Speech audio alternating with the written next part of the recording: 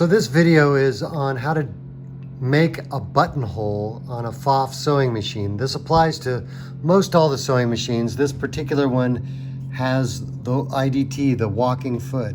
So if you have one of these machines with a buttonhole, you're definitely going to move this out of the way. It won't feed properly, it'll jam up.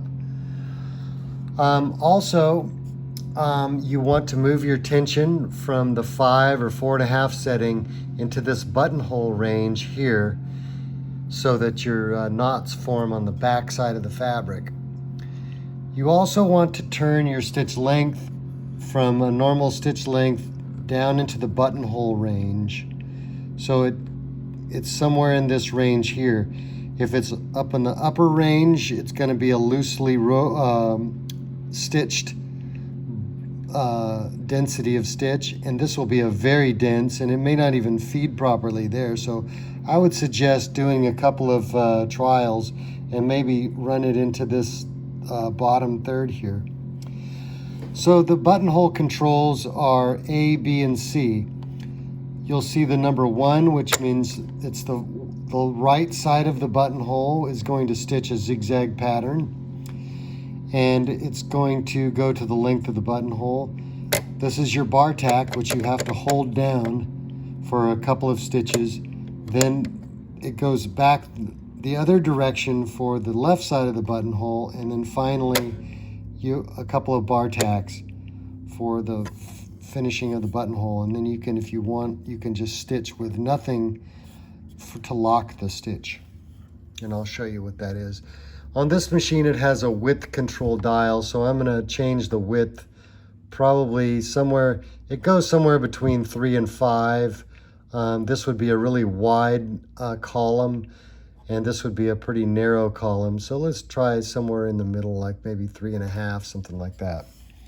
So we've got it all set up. You want to remove your regular sewing foot, the 0 foot or the 1 foot, and you can either use the sliding buttonhole foot or the clear buttonhole foot. I'll go ahead and use the sliding buttonhole foot on this one. With the Pfaff, it goes with the red lines to the left side. You'll notice that at the top there's a little hook here, and down here it's got a double hook. There's a hook with a little thing on each side, and that's for holding a cord if you're doing a corded buttonhole. You'll have to look in your book for that one. So I'm going to take the sliding buttonhole foot. I'm going to lock it into place. I'm going to put the thread from the needle through the foot and bring it to the side here so it doesn't get all jammed up when I sew.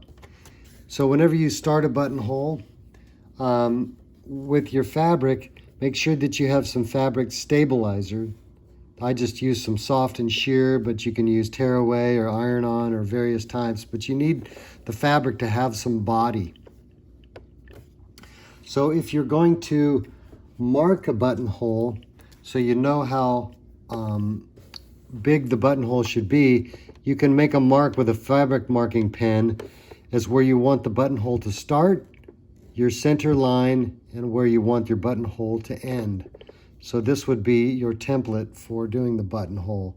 It's generally the width of the size of the buttonhole as far as circumference, or not circumference, but diameter, plus the thickness of how thick the buttonhole is. That's another story. So I'm going to go ahead and start the buttonhole by pushing the foot all the way forward. And while holding it forward, I'm going to drop the foot down so that my mark on the fabric is in between the opening of the foot, and that it's lined in there properly. And so as my needle goes in, it's going to penetrate right where I want the bar tack to be. So at this point, I'm ready to sew. I'm going to first select C, which is the left side of the buttonhole, or I'm sorry, the right side of the buttonhole. And I'm going to go ahead and stitch it. And you'll see that it's going to stitch down the one side until I get to my mark.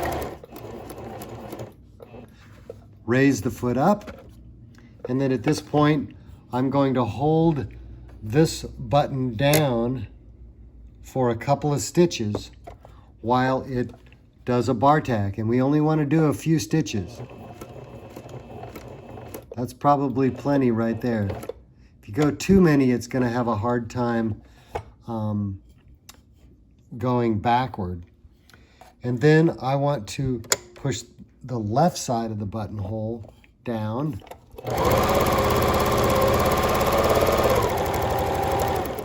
Until it goes slower, until I get to the mark on my fabric where I started.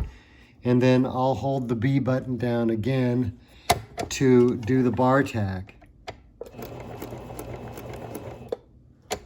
Like that. And then if you want to do a stitch or two with no button pressed, it will tie off the stitch.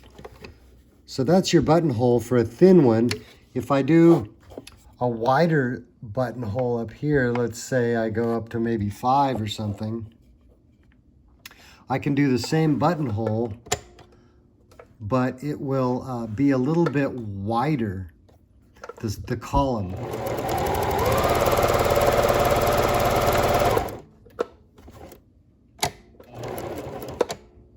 Oops.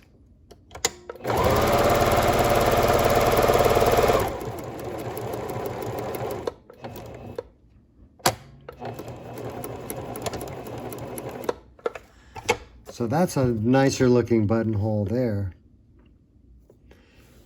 So that's basically how you do it. If you use your clear foot, this one here, it's the same principle, but you don't have a foot that's sliding with the fabric. So you'll just have to, sometimes you don't have as much room as you on the garment or whatever you're making to use this foot. So that's when you would use this one, or if you have a preference. So that's basically how to do a buttonhole on a Pfaff sewing machine.